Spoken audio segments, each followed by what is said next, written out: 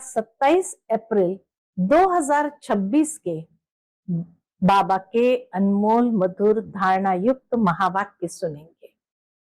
आज की मुरली में शिव बाबा बागबान आते हैं इस कांटों के जंगल में, और कांटों के जंगल में आकर के जो मनुष्य कांटे बन गए हैं, अर्थात एक दूसरे को दुख देते रहते हैं, उन्हें खुशबूदार फूल बनाते हैं।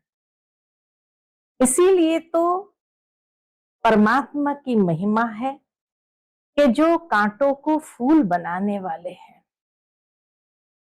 साथ ही साथ बाबा कहते हैं, बच्चे तुम्हारे में कोई भी प्रकार का अवगुण नहीं होना चाहिए, उसमें भी विशेषकर हमेशा माया से अपने जीवन को बचाना है।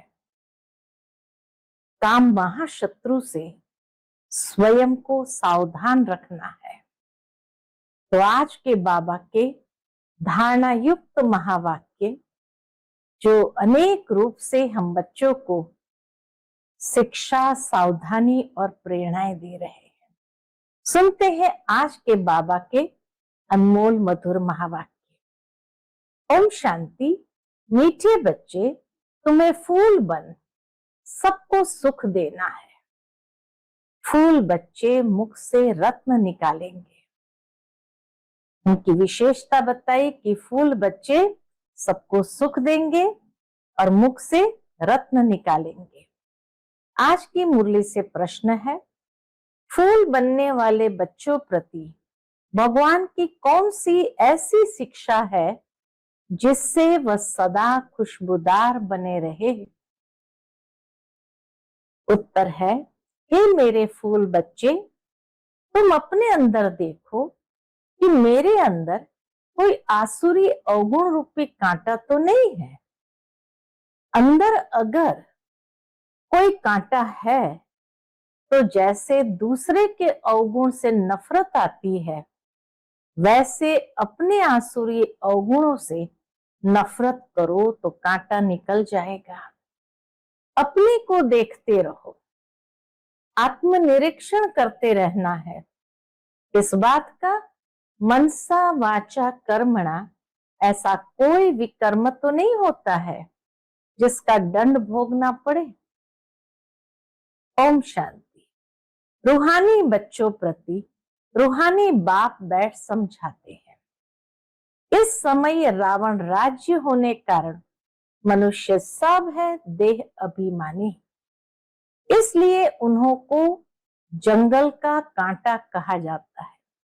देह अभिमान के कारण ही जंगल का कांटा कहा जाता है। ये कौन समझाते हैं? बेहद का बाप जो अब कांटों को फूल बना रहे हैं। बेहद का बाप जो अब कांटों को फूल बना रहे हैं। कहां कहां माया ऐसी है जो फूल बनते बनते फट से फिर कांटा बना देती है। इसको कहा ही जाता है कांटों का जंगल। इसलिए बाबा हम बच्चों को सावधान भी कर रहे हैं कि बच्चे, तुम्हें स्वयं को संभालना है। तो कहां फूल बनते बनते कांटा बना देती है, इसको कहा ही जाता है कांटों का जंगल। इसमें अनेक प्रकार के जानवर मिसल मनुष्य रहते हैं। इस कांटों के जंगल में अनेक प्रकार के जानवर मिसल मनुष्य रहते हैं। है मनुष्य, परंतु एक दो में जानवरों मिसल लड़ते झगड़ते रहते हैं। घर घर में झगड़ा लगा हुआ है। तो एक तो बाबा कहे अवगुण रूपी कांटा है, दूसरा फिर एकदम जानवरों मिसल लड़ते झगड़ते रहते हैं। घर घर में आज झगड़ा लगा हुआ है। विषय सागर में ही सब पड़े हैं। ये सारी दुनिया बड़ा भारी विष का सागर है जिसमें मनुष्य गोते खा रहे हैं। इसको ही पतित भ्रष्टाचारी दुनिया कहा जाता है। अभी तुम कांटों से फूल बन रहे हो। बाप को बागबान भी कहा जाता है। बाबा को क्या कहा जाता है? बाबा को बागवान भी कहा जाता है। बाप बैठ समझाते हैं। गीता में है ज्ञान की बातें, और फिर मनुष्य की चलन कैसी है वह भागवत में वर्णन है। क्या क्या बातें लिख दी है। सतयुग में ऐसे थोड़ी कहेंगे। सतयुग में तो है ही फूलों का बगीचा। सतयुग में कोई अमर्यादित चलन नहीं होती है। जिस तरह से भागवत में वर्णन किया गया है, बाबा कहे वो तो है ही फूलों का बगीचा। अभी तुम फूल बन रहे हो। फूल बनकर फिर कांटे बन जाते हैं। आज बड़ा अच्छा चलते, फिर क्या होता है? फिर माया के तूफान आ जाते हैं। बैठे बैठे माया क्या हाल कर देती है। बाप कहते रहते हैं हम तुमको विश्व का मालिक बनाते हैं। भारतवासियों को कहते हैं तुम विश्व के मालिक थे। कल की बात है, लक्ष्मी नारायण का राज्य था। हीरे जवाहरतों के महल थे।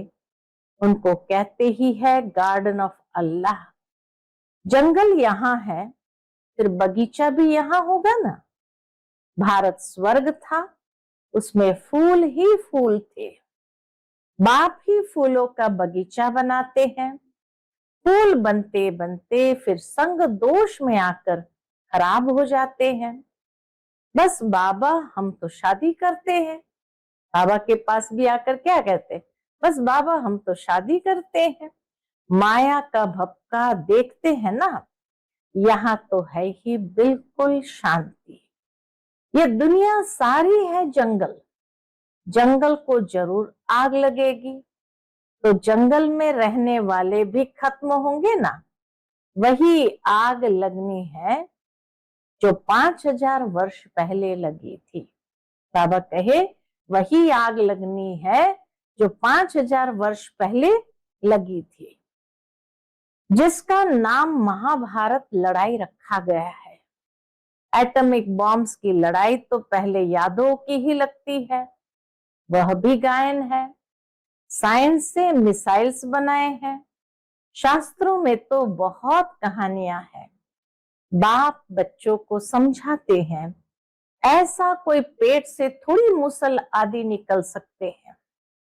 अभी तुम देखते हो साइंस द्वारा कितने बॉम्ब्स आदि बनाते हैं। सिर्फ 2 बॉम्ब ही लगाए तो कितने शहर खत्म हो गए। सिर्फ 2 बॉम्ब ही लगाए तो कितने शहर खत्म हो गए। जापान में हिरोशिमा नागासाकी पर उस समय 2 बॉम्ब ही लगाए थे तो कितने शहर, छोटे छोटे कस्बे भी खत्म हो गए। कितने आदमी मरे, लाखों मरे होंगे। अब इस इतने बड़े जंगल में करोड़ों मनुष्य रहते हैं। इनको आग लगनी है। शिव बाबा समझाते हैं बाप तो फिर भी रहमदिल है। बाप को तो सबका कल्याण करना है। फिर भी जाएंगे कहां? देखेंगे बरोबर आग लगती है तो फिर भी बाप की शरण लेंगे।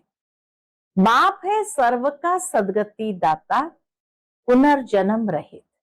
बाप है सर्व का सदगति दाता, पुनर्जन्म रहित। उनको फिर सर्वव्यापी कह देते हैं। अभी तुम हो संगम युगी, तुम्हारी बुद्धि में सारा ज्ञान है। मित्र संबंधियों आदि के साथ भी तोड़ निभाना है। उनमें है आसुरी गुण, तुम्हारे में है दैवी गुण। तुम्हारा काम है औरों को भी यही सिखलाना। सावक है तुम्हारा काम है औरों को भी यही सिखलाना। मंत्र देते रहो।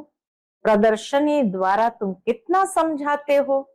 भारतवासियों के 84 जन्म पूरे हुए हैं। अब बाप आए हैं इसलिए मनुष्य से देवता बनाने, अर्थात नरकवासी मनुष्य को स्वर्गवासी बनाते हैं। देवता स्वर्ग में रहते हैं। अभी अपने को आसुरी गुणों से नफरत आती है। बाबा कहे हर एक की अवस्था ऐसी हो गई कि अभी अपने को आसुरी गुणों से नफरत आती है। अपने को देखा जाता है, हम दैवी गुणों वाले बने हैं, हमारे में कोई अवगुण तो नहीं है। ये सेल्फ चेकिंग जरूर करनी है। मनसा वाचा कर्मणा, हमने कोई ऐसा कर्म तो नहीं किया जो आसुरी काम हो। हम कांटों को फूल बनाने का धंधा करते हैं व नहीं। बाबा है बागवान और तुम ब्रह्मा कुमार कुमारियां हो माली। शिव बाबा है बागवान और हम सभी है माली। किस्म किस्म के माली भी होते हैं। कोई तो अनाड़ी है जो किसको आप समान नहीं बना सकते हैं। बाबा का ऐसे भी माली है जो किसी को आप समान नहीं बना सकते हैं। प्रदर्शनी में बागवान तो नहीं जाएंगे, समझाने के लिए स्वयं बागवान तो नहीं जाएंगे, माली जाएंगे। ये माली भी शिव बाबा के साथ है, इसलिए यह भी नहीं जा सकते। ब्रह्मा बाबा बड़ा माली है, लेकिन क्योंकि शिव बाबा के साथ है इसलिए वो भी नहीं जा सकते हैं। तुम माली जाते हो सर्विस करने के लिए, अच्छे अच्छे मालियों को ही बुलाते हैं। बाबा भी कहते हैं अनाड़ियों को न बुलाओ। बाबा नाम नहीं बतलाते हैं कि किसके लिए बाबा ने कहा। थर्ड क्लास माली भी है ना, बागवान प्यार उनको करेंगे किसको, जो अच्छे अच्छे फूल बनाकर दिखाएंगे, उस पर बागवान खुश भी होगा। मुख से सदैव रत्न ही निकालते रहते हैं, कोई रत्न के बदले पत्थर निकालेंगे तो बाबा क्या कहेंगे। रत्न के बदले अगर पत्थर निकालेंगे तो बाबा क्या कहेंगे। शिव पर अख के फूल भी चढ़ाते हैं ना, तो कोई ऐसे भी चढ़ते हैं ना। चलन तो देखो कैसी है, कांटे भी चढ़ते हैं, चढ़कर फिर जंगल में चले जाते हैं। सतो प्रधान बनने बदले और ही तमो प्रधान बनते जाते हैं। ऐसे भी कई बच्चे हैं, उनकी फिर क्या गति होगी। बाबा कहे देखो फिर ऐसी आत्माओं की जो सतो प्रधान बनने के बदले तमो प्रधान बनते जाते, उनकी फिर क्या गति होती है। बाप कहते मैं तो निष्कामी हूं। एक शिव बाबा ही है जो निष्कामी है, और दूसरा परोपकारी हूं। निष्कामी भी है, उनको अपने लिए कुछ नहीं चाहिए, कोई कामना नहीं, और दूसरा परोपकारी भी हूं। पर उपकार करता हूं भारतवासियों पर जो हमारी ग्लानि करते हैं। बाप कहते मैं इस समय ही आकर स्वर्ग की स्थापना करता हूं। इसको कहो स्वर्ग चलो, तो कहते स्वर्ग में तो हम यहां ही है। उनको कहो स्वर्ग चलो तो क्या कहते हैं, कहते स्वर्ग में तो हम यहां है ना। अरे स्वर्ग होता है सतयुग में, कलयुग में फिर स्वर्ग कहां से आया। कलयुग को कहा ही जाता है नरक। पुरानी तमो प्रधान दुनिया है, मनुष्य को पता ही नहीं है कि स्वर्ग कहाँ होता है। स्वर्ग आसमान में समझते हैं, ऊपर में है, स्वर्ग आसमान में समझते हैं। दिलवाड़ा मंदिर में भी स्वर्ग ऊपर में दिखाया है, नीचे तपस्या कर रहे हैं, तो मनुष्य भी इसलिए कह देते फलाना स्वर्ग पधारा। स्वर्ग कहाँ है, सबके लिए कह देते स्वर्गवासी हुआ। यह है ही विषय सागर। क्षीर सागर विष्णुपुरी को कहा जाता है। उन्होंने फिर पूजा के लिए एक बड़ा तालाब बनाया है। विष्णु को दिखाते हैं क्षीर सागर में, तो उन्होंने फिर पूजा के लिए एक बड़ा तालाब बनाया है, उसमें विष्णु को बिठाया है। अभी तुम बच्चे स्वर्ग में जाने की तैयारी कर रहे हो, जहां दूध की नदियां होगी। अभी तुम बच्चे फूल बनते जाओ। ऐसी कोई चलन कभी नहीं चलनी है जो कोई कहे ये तो कांटा है। हमेशा फूल बनने के लिए पुरुषार्थ करते रहो। माया कांटा बना देती है, इसलिए अपनी बहुत बहुत संभाल रखनी है। बाप कहते हैं गृहस्थ व्यवहार में रहते कमल फूल समान पवित्र बनना है। बागवान बाबा कांटों से फूल बनाने आए हैं। देखना है हम फूल बने हैं। फूलों को ही सर्विस के लिए जहां तहां बुलाते हैं। बाबा गुलाब का फूल भेजो। बाबा को पत्र लिखते हैं, बाबा गुलाब का फूल भेजो। दिखाई तो पड़ता है ना कौन कौन सा फूल है। बाप कहते मैं आता ही हूं तुमको राजयोग सिखाने। यह है ये सत्यनारायण की कथा, सत्य प्रजा की नहीं है। सत्यनारायण की कथा है, सत्य प्रजा की नहीं है। राजा रानी बनेंगे तो प्रजा भी अंडरस्टूड बनेगी। अभी तुम समझते हो राजा रानी तथा प्रजा कैसे नंबरवार बनती है। गरीब जिनके पास 2-5 रुपया भी नहीं बचता है वह क्या देंगे। उनको भी उतना मिलता है जितना 1000 देने वाले को मिलता है। गरीबों का हिसाब बाबा उसी रेशियो में करते हैं। सबसे ज्यादा भारत गरीब है। इसको भी याद नहीं है कि हम भारतवासी स्वर्गवासी थे। देवताओं की महिमा भी गाते हैं परंतु समझ नहीं सकते।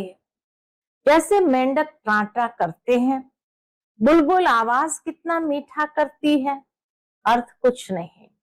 आजकल गीता सुनाने वाले कितने हैं, माताएं भी निकली हैं।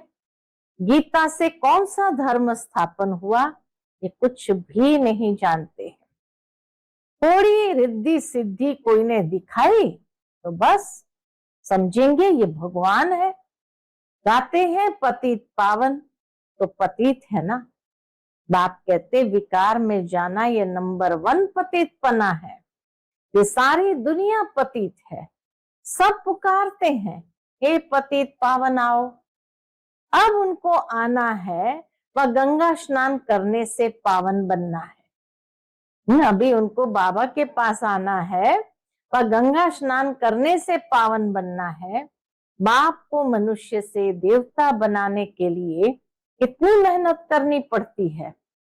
बाप कहते मुझे याद करो तो तुम कांटों से फूल बन जाएंगे। मुख से कभी पत्थर नहीं निकालो, फूल बनो। यह भी पढ़ाई है ना। चलते चलते ग्रहाचारी बैठ जाती है तो फेल हो जाते हैं। होपफुल से होपलेस हो जाते हैं। ऐसे भी बाबा के पास बच्चे हैं जो होपफुल से होपलेस हो जाते हैं। फिर कहते हैं, क्या कहते हैं, हम बाबा के पास जाएं। इंद्र की सभा में गंदे थोड़ी आ सकते हैं। गंदे काम कर लिए और फिर कहते हम बाबा के पास जाए। तो बाबा कहते इंद्र सभा में गंदे थोड़ी आ सकते हैं। ये इंद्र सभा है ना। ब्राह्मणी जो ले आती है उस पर भी बड़ी जवाबदारी है। विकार में गया तो ब्राह्मणी पर भी बोझ पड़ेगा। इसलिए संभाल कर किसको ले आना चाहिए। आगे चल तुम देखेंगे साधु संत आदि सब क्यों में खड़े हो जाएंगे। भीष्म पितामह आदि का नाम तो है ना। बच्चों की बड़ी विशाल बुद्धि होनी चाहिए। तुम किसी को भी बता सकते हो। क्या बता सकते हो, भारत गार्डन ऑफ फ्लावर था, देवी देवताएं रहते थे, अभी तो कांटे बन गए हैं। तुम्हारे में 5 विकार है ना। रावण राज्य माना ही जंगल। बाप आकर कांटों को फूल बनाते हैं। ख्याल करना चाहिए। क्या ख्याल करना चाहिए। अभी हम गुलाब के फूल नहीं बने तो जन्म जन्मांतर अक के फूल ही बनेंगे। इसलिए सदा अपने को ऐसा बनाना है जैसे कि गुलाब का फूल। हर एक को अपना कल्याण करना है। शिव बाबा पर थोड़ी कोई मेहरबानी करते हैं। बाबा कहते शिव बाबा पर थोड़ी मेहरबानी करते। मेहरबानी तो अपने पर करनी है, खुद पर करनी है। अब श्रीमत पर चलना है। कैसे खुद पर मेहरबानी करनी है।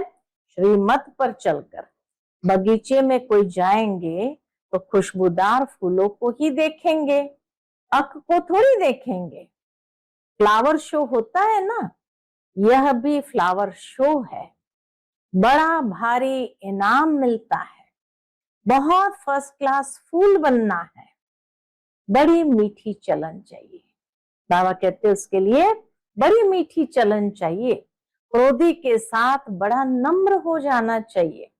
हम श्रीमत पर पवित्र बन पवित्र दुनिया स्वर्ग का मालिक बनना चाहते हैं।